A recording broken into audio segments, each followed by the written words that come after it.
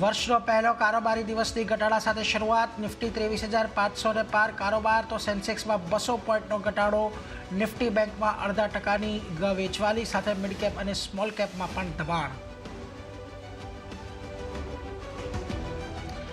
આજે realty, banking અને ફાઇનાન્શિયલ્સ સાથે ઓટો સેક્ટરમાં પણ ઘટાડા સાથેની શરૂઆત, તો આઈટીમાં મામૂલી ખરીદદારી યથાવત.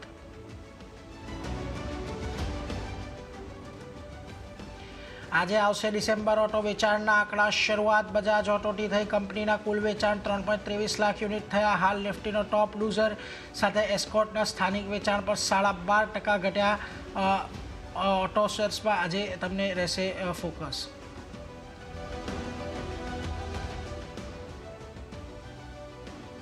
એસજીવીઆઈના બિહાર સરકાર સાથે 5,663 કરોડના એમઓયુ કર્યા. 1,000 મેગાવોટ હાથીદહ દુર્ગાવતી પમ્પ સ્ટોરેજ પ્રોજેક્ટના ડેવલપમેન્ટનો કરાર. શેરમાં આવ્યો સારો ઉછાળો.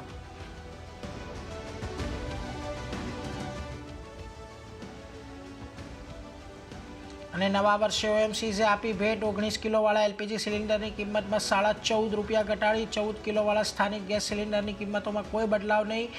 જેટ ફ્યુઅલની કિંમતો પણ ઘટી. આશરે ₹11,400 પ્રતિ કિલો લીટર સસ્તું થયું એટીએફ.